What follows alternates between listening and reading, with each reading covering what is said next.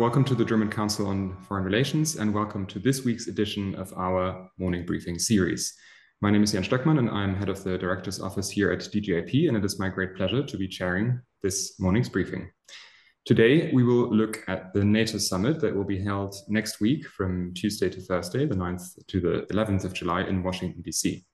DGAP will actually be present as an official partner at the NATO Public Forum from the 10th to the 11th of July in DC. Perhaps my colleagues could share the link in the chat. Now, the agenda could hardly be more demanding. Transatlantic burden sharing and shifting, support for Ukraine, the implementation of new defense plans in the Baltics and elsewhere, the new defense partnerships in the Indo-Pacific, etc. These are just some of the issues awaiting outgoing Secretary General Jens Stoltenberg and the 32 heads of government. Meanwhile, Europeans are worried about the US presidential election in November, and everyone is worried about the French election on Sunday, not to mention the broader geopolitical shifts in the background. In its 75th year, NATO is facing an impressive range of challenges. It is not brain dead, as French President Macron had warned in 2019, but it will need very good medication to realize the potential that it has. Not an easy task for Mark Rutte, the former Dutch Prime Minister, who will take up as NATO Secretary General in October. So consequently, expectations for the summit have been somewhat lower than at last year's summit in Vilnius, when there was talk of a formal invitation to Ukraine. This year, by contrast, NATO members are failing to commit to a multi-year pledge of 40 billion euros for Ukraine, as media reports revealed just last night. Still, we want to ask, what might come out of next week's summit? Which direction is transatlantic security headed for? And what are the implications for Germany and Europe in particular? To discuss these questions, I'm delighted to announce two excellent speakers.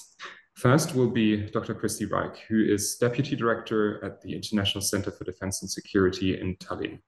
She is also an adjunct professor of international relations at the University of Turku. Previously, from 2018 to 2022, she was director of the Estonian Foreign Policy Institute at ICDS and held previous positions at the Finnish Institute of International Affairs, the General Secretariat of the Council of the European Union. She has vast areas of expertise on European security and EU foreign policy, foreign security policies of the Baltic states and Finland in particular, and has in the past testified with Estonian, Finnish, European and NATO institutions. She is also, I should mention, a member of DGAP's Advisory Council. It's great to have you, Kristi. Thank you. Next will be Aylin Matlé, who's a research fellow at the Center for Security and Defense here at the German Council on Foreign Relations, DGAP. She was previously deputy head of the Israel Bureau of the Konrad Adenauer Stiftung in Jerusalem, and before that, a research associate and a PhD candidate at Martin Luther Universität in Halle-Wittenberg, and wrote a dissertation on recent American and European NATO policy. So couldn't be any better qualified for today's morning briefing. Welcome, Aylin. Before we begin, just a few housekeeping announcements. We would like to remind everyone that this event is being recorded and will be uploaded subsequently. We will kick off our conversation on the panel in just a moment with about 5 to 6 minutes of intro remarks each, and then open up for questions and answers after about 20-25 minutes. Since we have two speakers today, we will finish after about 45 minutes. If you'd like to ask a question, please raise your hand, virtually or otherwise. And when invited to speak, briefly introduce yourself and keep your question or comment relatively short so we can pick up as many as possible. Finally, just a word of thanks to all my colleagues here at DGAP supporting this morning briefing series. Milan Nitsch, Henning Hoff, Julia Leber, Helga Beck, etc. Now, without much further ado, over to you, Kristi. Can you help us to make sense of the big picture? Where does this NATO summit fit in? What are we to expect? Thank you. Thank you so much to DGAP for organizing this discussion and for asking me to join. Happy to be here. So where are we with the big picture? Of course, the main issue is that we have war in Europe and it is not likely to end anytime soon. So the issues on the NATO summit agenda will be connected to that in one way or another. And while NATO is not a party to the war, which it has emphasized continuously, it has a major stake. And with the decisions to be taken at the summit in Washington, NATO's involvement will strengthen. And that is necessary because there is such a strong connection between NATO's security and defense, future of NATO and European security, and then the eventual outcome of the war in Ukraine. And while Russia at this point certainly avoids getting into military conflict against NATO, it does speak about being at war against NATO, but it really doesn't want to get into a kinetic war because of knowing that NATO is militarily superior. Yet in future, NATO has to be prepared also for the possibility that the war might extend beyond Ukraine. And so that brings me to the first major issue on the NATO summit agenda, and that is how to strengthen further NATO's collective defense. The summit this time is not expected to take any kind of breakthrough new decisions. It is more about continuing with the implementation of what has been decided previously. NATO has the new regional defense plans, and the implementation of these plans is work in progress. The question then is, does NATO have sufficient capabilities to actually implement what it is planning? And that's where there is pressure on NATO countries to do more. And of course, we can't avoid yet again discussions about defense spending, where we have seen positive progress happening. According to the latest NATO information, it's 23 NATO allies that will be above 2% of GDP this year. So very clear progress. But at the same time, actually, the 2% target is not sufficient in the long term to ensure that NATO can maintain credible defense and deterrence. So it should be even more, but currently there is no readiness in NATO to discuss a higher level target for the defense spending. And this all relates, of course, to the very long-term issue of burden sharing, which still is a difficult one. There is still pressure on Europeans to do more, and of course, as we look forward to the next US presidential elections and the uncertainties around a possible Trump presidency, the need for Europeans to do is even more urgent. Now, the second major priority is NATO's role in Ukraine, in supporting Ukraine. And while last year in Vilnius, this was the most divisive issue, whether to offer Ukraine an invitation to join NATO, this time there is no expectation that this will happen, but rather there will be some very concrete steps taken in strengthening NATO's contribution. So one is the new role that NATO will take in coordinating assistance, military assistance to Ukraine.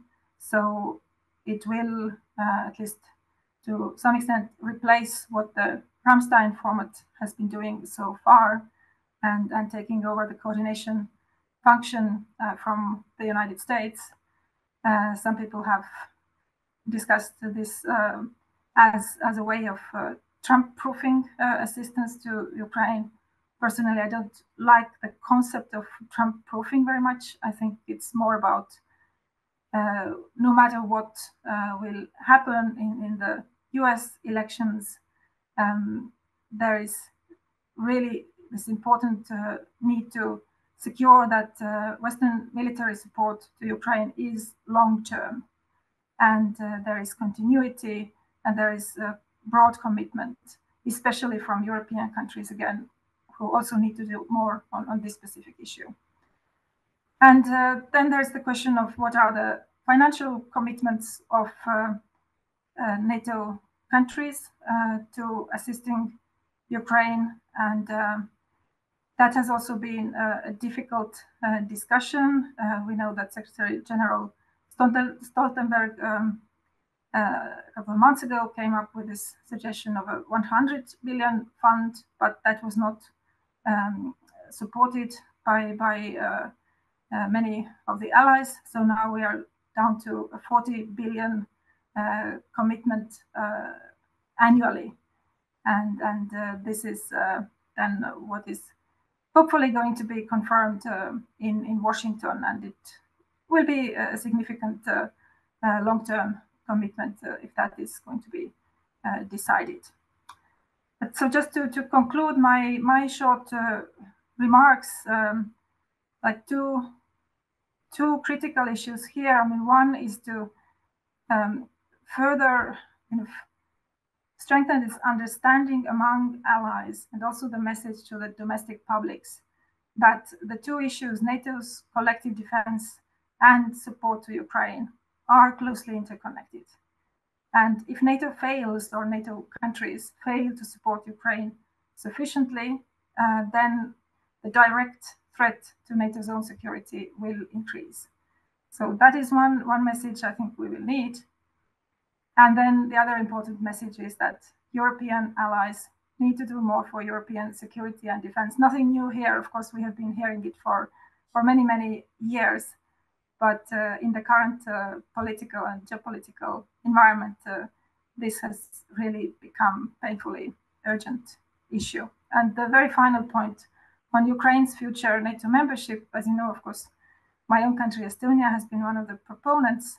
But I think in this regard, because we are where we are, we know there is reluctance in NATO to move forward as long as the war continues. But I think it is still possible and necessary to give the signal that NATO is committed to Ukraine's membership in future, and it continues work in that direction to prepare Ukraine for membership one day when the conditions allow. Thank you.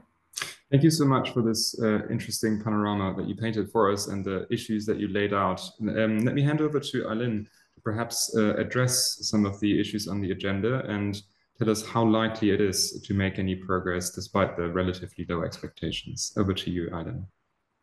Thank you, Jan, and good morning, and thanks for the invitation. Kristi already covered most of the big item issues, I would say.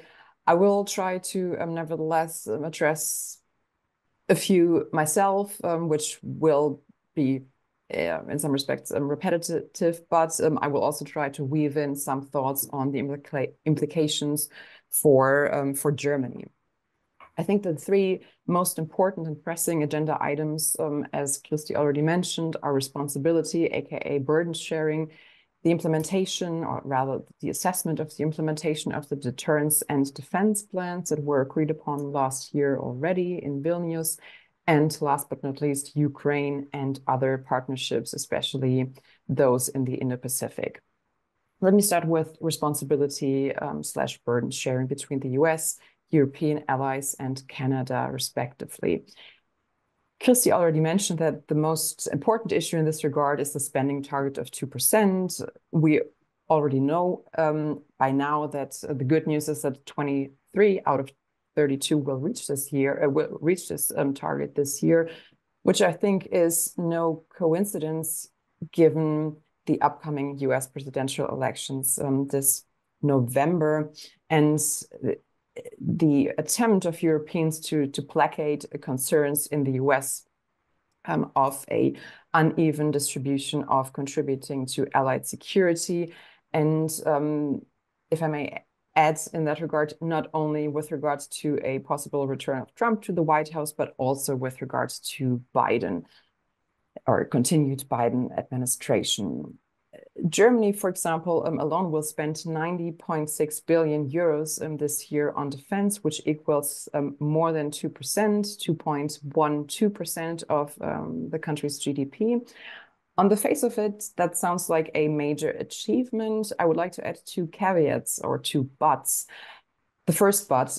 This should have happened long time ago, which is why I think it is not necessarily viewed as a feat from other capitals, which means for Germany that we should not be in a sort of congratulatory mode.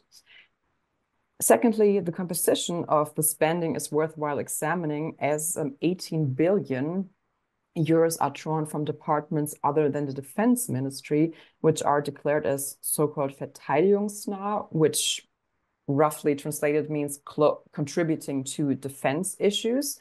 And those expenses include, for example, interest payments or social benefit payments, which, at least in my mind, don't necessarily contribute to Germany's readiness for war. And all that just goes to show how desperately Berlin tried to reach that particular goal in this particular year of NATO's anniversary year, and especially, and I would almost add more importantly, the US election year. Furthermore, it will, and that is already blatantly clear, it will be very difficult for Germany to continue reaching that target in the years to come, which is and will be problematic as expectations coming not only from DC, but also other European capitals will be to stick to the agreements that the 2% target is the floor and by no means the ceiling, which also was agreed upon last year in Vilnius. Secondly, the turns and defense plans in light of a changed security environment since 2014, and even more brutally since 2022. Kristi already mentioned that in this regard, we will most likely not see any new major decisions or developments, but rather the assessment of the implementation of the 3 regional plans that were agreed upon at last year's summit in Vilnius, along with the assessment of the new command and control structures, which will also be addressed. And most likely, what will also be addressed are more details of which country, which units will be in charge of what exactly when it comes to defending Allied territory in its totality. On that note, apparently around about 500,000 instead of the initial 300,000 that were planned, troops are already now at a high readiness level, as was announced by Secretary General Stoltenberg a few weeks ago as part of NATO's force model and thus the alliance's military transformation. I have my doubts about those numbers, especially when it comes to Germany, as it is still not clear whether Berlin will be able to send a battle-ready brigade with about up to 5,000 soldiers to Lithuania in time, that being by the end of 2027, let alone being able to have more than 30,000 soldiers, troops ready by next year to move in up to 10 days. Compounding that issue of contributing to the alliance's demands and what Germany has promised to deliver, the personnel demands are much higher than expected with regard to Germany, as was recently reported. Around about 75,000 additional soldiers would be needed in order to meet NATO expectations. At the same time, at least as it currently stands, the Bundeswehr, the German armed forces, are shrinking when it comes to personnel. And thirdly, Ukraine and other partnerships, mainly the IP4, the Indo-Pacific partners. On Ukraine, I think it's a no-brainer by now. No invitation is expected to be addressed to Ukraine to join the alliance anytime soon, partly, but only partly, due to pressure from Berlin.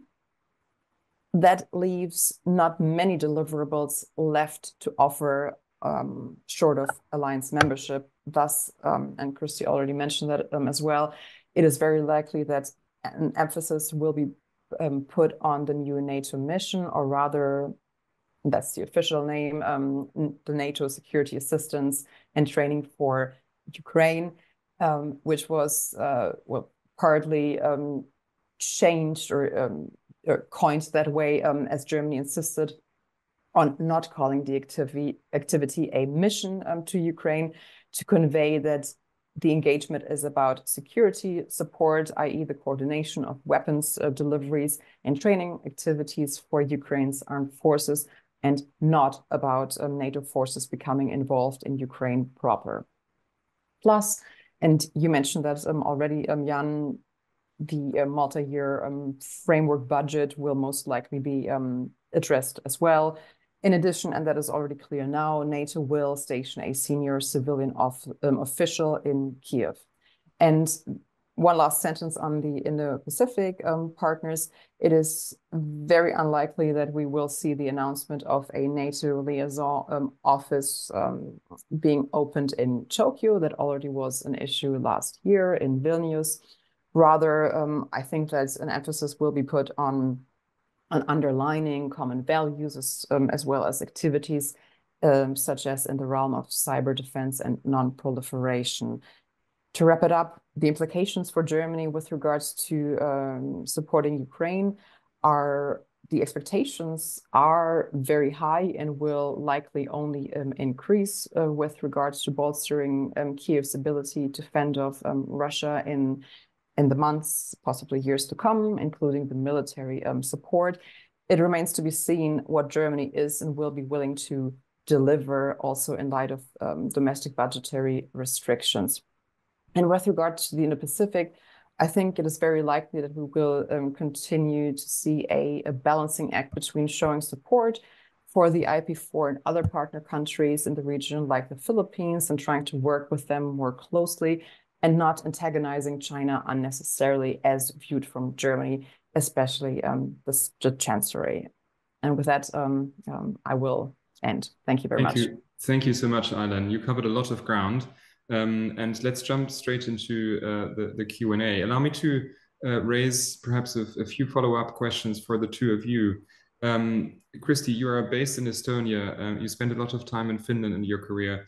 Can you tell us perhaps a little more about what seems clear to the public and political decision makers in these countries as opposed to some other member countries to get this perspective straight? Perhaps you could also comment on something that Aylin mentioned. There are plans for a new permanent NATO envoy based in Kiev.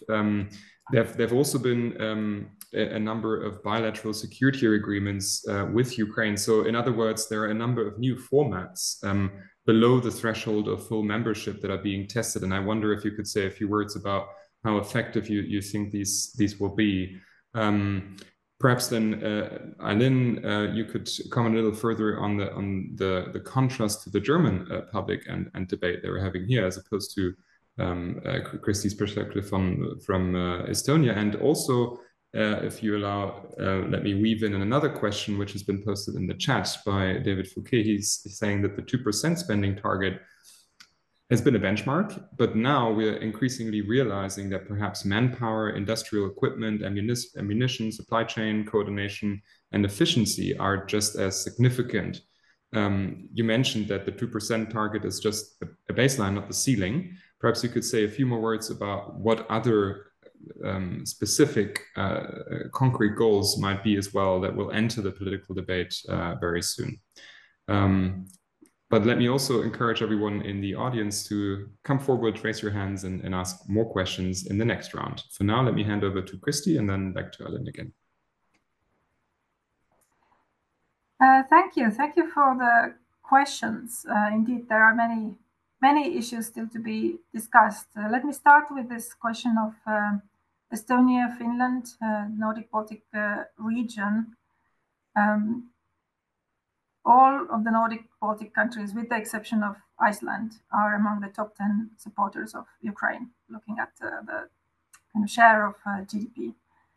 And that has to do, of course, with the way they understand the existential importance of the war in Ukraine for their own security.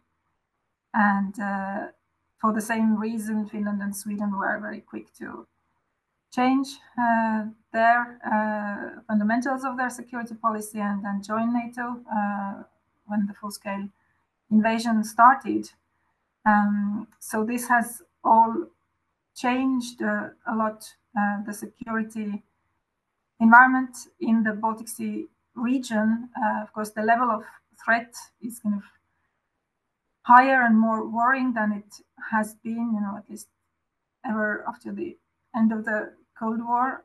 But at the same time, the preparedness of countries and the fact that you now have the Nordic Baltic countries all belonging to the same alliance, all being members of NATO, all being part of the NATO defense planning with mutual commitments.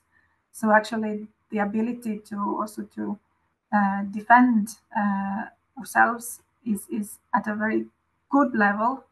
And the countries themselves are very much committed to further increasing their own defense spending. The level of defense readiness among the population is high. So there is a number of kind of positive factors, and these countries really take it very seriously that we need to do more for our own security and defense. Then we look to the other NATO allies, and especially the European allies, Germany actually being the most important country in our region, where we really expect a more serious effort also from some of the allies. The sense is that, yes, we are capable in the region to take care of our security and defense, even assuming that the US commitment in future will reduce. But then we really need to do something about it. So this is work in progress, and we're trying to kind of lead by example by doing as much as we can ourselves. And then on Ukraine-related issues, yes, the liaison officer to Kiev and this NATO Security Assistance and Training, these are positive steps, of course, although they fall short of what Ukraine or its strongest supporters would hope to see. But let's build on this, and let's make sure that they are seen as this kind of bridge, as we say now in the new rhetoric, bridge towards Ukraine's NATO membership. There are the bilateral security agreements also, which you mentioned. And I think it has been important in the Baltic discussion to stress that this is not an alternative to Ukraine's NATO membership. But if this is the concrete framework that we can have at this moment to try to secure that the support of Western countries to Ukraine is long-term, then let's try to take the maximum of the bilateral security agreements. And they do follow this similar structure, similar commitments, 10-year long-term commitments. But of course, we all know that they are not providing real security guarantees. And we also know that the nature of the commitments in the end is not that strong. Things may change with changing political realities, and the US is the most critical example here, that the agreement is not necessarily binding for the next president. So that really kind of reduces its value. Mm-hmm. Thank you. Okay, so building bridges, but perhaps shaky ones. Aylin, over to you. Thank you. Let me start with your first question, that being contrasting the mood, the discussions in Germany with those that Kristi has just outlined in Estonia, but also other Nordic and Baltic states. In short, I would say the so-called Zeitenwende is still very much in the making, and the jury is still out on whether we will be able to call that momentum, that announcement, a success story. I think we can see changes also in public attitudes, also in decision maker discussions and decisions. However, I think the urgency is yet to be grasped in many circles. I wouldn't dare comparing the sort of the public's attitudes and readiness to defend Germany and allied territory with let's say the attitudes in Estonia, for example. I think there are positive signs that we can delineate, that we can refer to, that happened over the last roughly 2.5 years. Yet I don't think that Germany is where it should be. With regards to the 2%, I mean there have been countless discussions over the last years, also in academic circles, about whether that benchmark is arbitrary, whether it really makes sense or not. I think that's it's kind of beside the point, because this target carries so much symbolic weight, especially for the US and across political aisles. Whether you talk to Democrats or Republicans, what they do have in common these days is not only focusing on wanting to focus more on China, but also wanting to make sure that Europeans pay up to at least 2% of their GDP, if not more.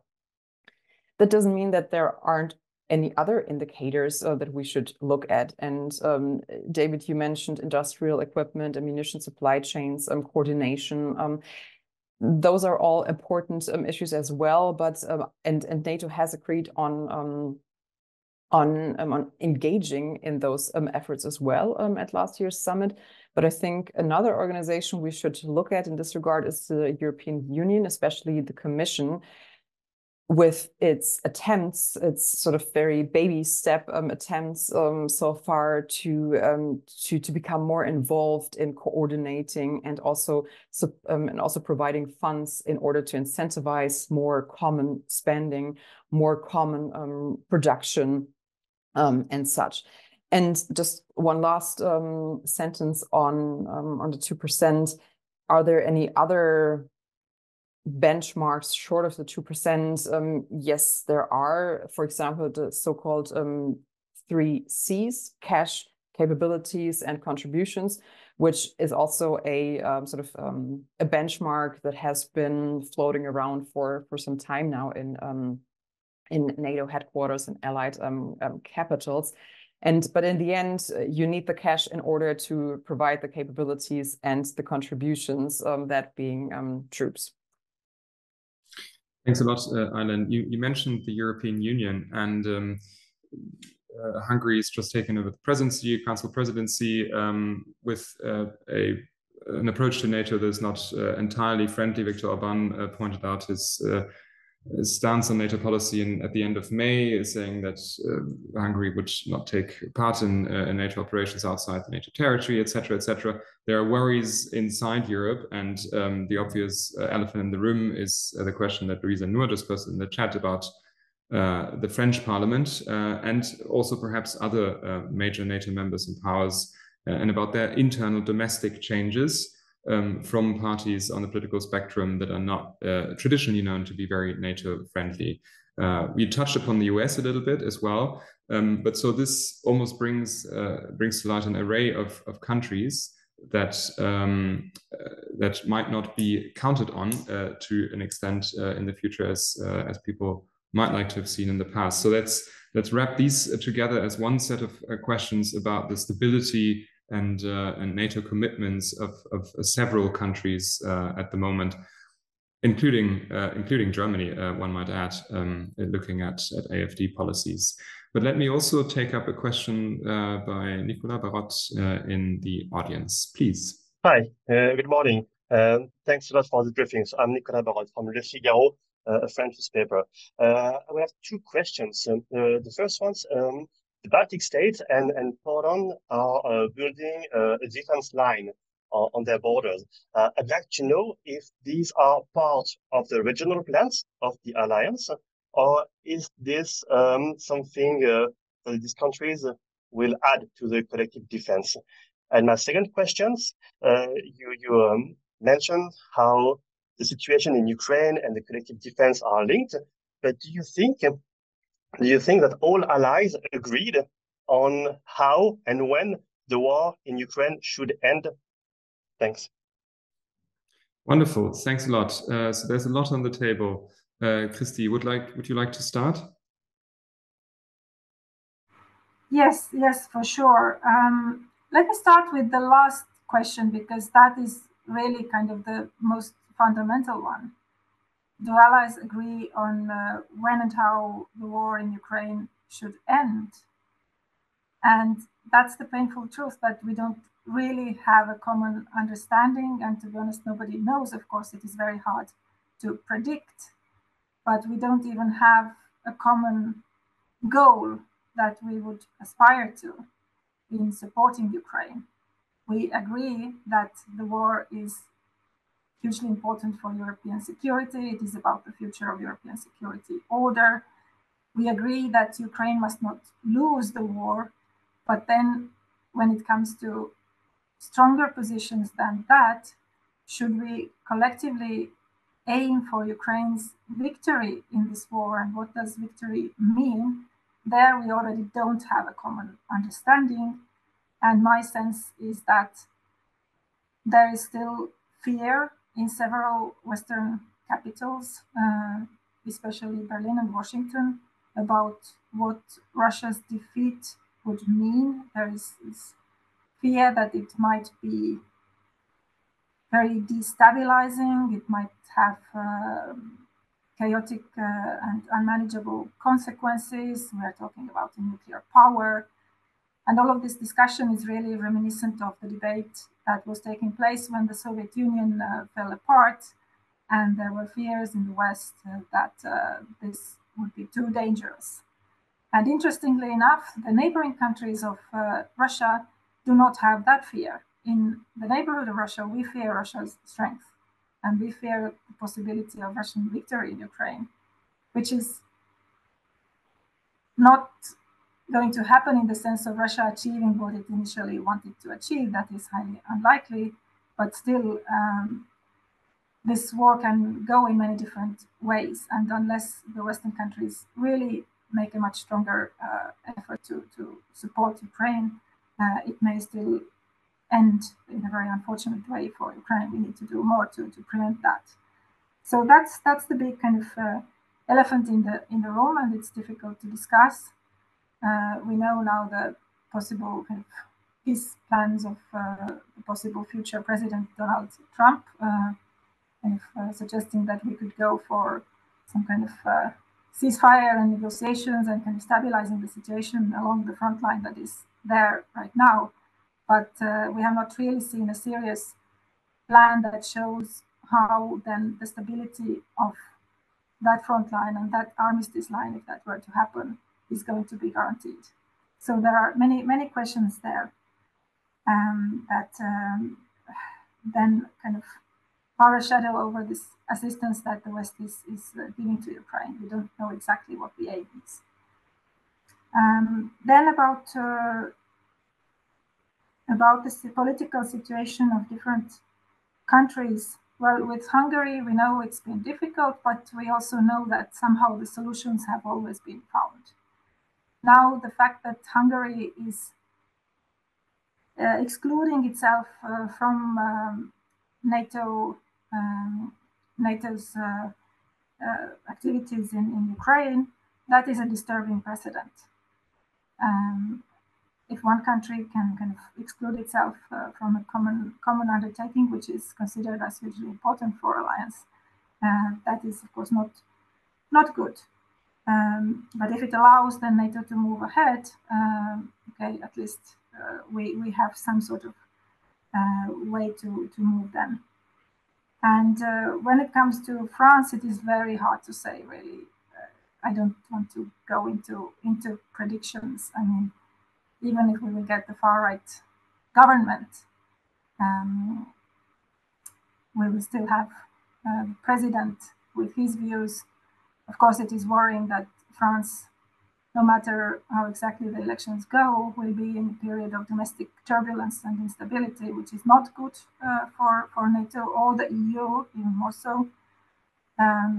but what exactly in the end the French positions will be, I think that's quite unpredictable at the moment. I think I'll stop there. Thank you. Aylin, over to you. I think also that issue, domestic instability, has been at the forefront of NATO for a couple of years now, at the latest, since Macron's already mentioned brain-dead comment about the alliance, in the wake of which NATO decided to appoint a sort of political board in order to address those issues, the sort of the domestic issues that that NATO has to grapple with going forward. One could argue, and rightly so, that the situation has dramatically changed since 2019, not only domestically, but even more importantly, outside of the alliance, that being Russia's renewed attack and full-scale attack on Ukraine, and a war happening on NATO's borders. I think what Kristi mentioned first about the inability or unwillingness to reach a consensus on what it means for Ukraine to win and what is necessary in order to help Ukraine realize that goal is closely interlinked with the domestic instability that we just talked about, that we just touched upon. And I think Kristi mentioned that as well. I think it is Trump, or talking about Trump-proofing the alliance, really falls short of addressing the challenges that lie ahead of the alliance, because it is not just about Trump. Obviously, we focus more on the possibility of Trump returning to the White House, because the United States is still the biggest ally, the most important ally in the alliance, and has been such a decisive supporter of Ukraine in its fight against Russia. However, and Jan, you just mentioned a few countries on the other side of the Atlantic. There are other countries that also face quite possibly severe challenges when it comes to being able to govern, and to govern in the way that would allow them to continue supporting Ukraine, and that would also allow them to continue supporting their role in NATO. I don't have a sort of a recipe for how to solve those various dilemmas, but I think it would be wise for Europeans not to only point to the US and to Trump and to point to the troubles that lie ahead there, but also make sure that we here in Europe don't face potentially similar challenges. Mm-hmm. Thank you so much. We're already coming to the end of our time, so I'd like to invite the two of you for a round of closing remarks by completing the following sentence. If you were in Mark Rutte's shoes, what would your first steps be as the new NATO Secretary General? What would you advise him to do first to make advancements on some of the issues that you just laid out yourself? Perhaps we will start with Kristi and then to Aylin.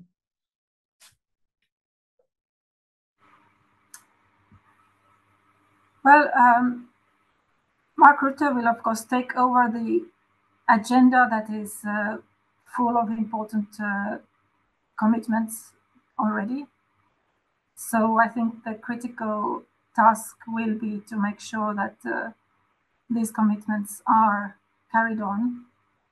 And first of all, that the regional defense plans are implemented in a credible manner, and that the burden sharing issue is addressed. Indeed, it's not actually so much about the 2%. This came up in the discussion, but it is even more about what are the capabilities actually that states are able to commit in the long term in order for these plans to be implementable and credible. So that is the work ongoing. And then, of course, with regard to Ukraine, there is need for kind of constant messaging of NATO commitment to assisting Ukraine and moving towards Ukraine's membership. The signaling is needed for Ukraine, it's needed towards Russia, it's needed towards our own domestic publics. And the more general message in the current times of domestic instability in many countries, I think it's also crucial to have this clear public communication on the side of NATO, explaining time and again why having this alliance is actually in the interest of all of the allies, the US and Europeans. And of course, the summit will be an opportunity to then highlight the achievements, the accomplishments, which are actually impressive, and then to also look to the future and say why the alliance will remain a vital security interest for all of us.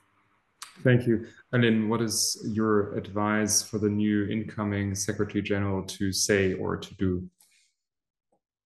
Well, I have a much easier task now, don't I? But drawing on what Kristi said, I would advise him to convey very, very strongly first to the US on both sides of the aisle how important NATO is not only for Europe's security, but also for the US's security and stability.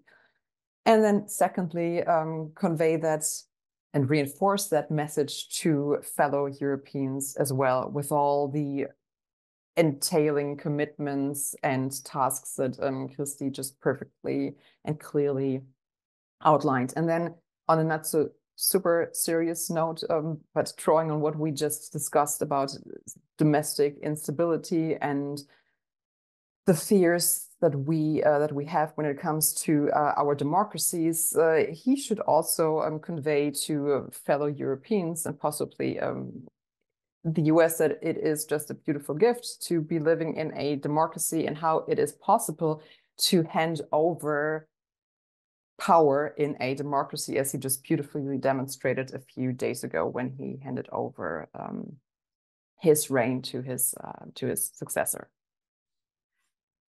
Wonderful. Thank you so much. You will be able to rewatch all of this morning briefing online. We will upload it later today. Thank you so much to our panelists. Thank you to everyone in the audience for joining in and asking interesting questions. There will be another DGAP morning briefing on Monday, the 8th of July, the morning after the French election. And after that, the morning briefing series will pause for the summer and resume in August. But for now, a round of applause for our panelists. Thank you so much for tuning in this morning and see you soon. Have a nice day. Bye-bye.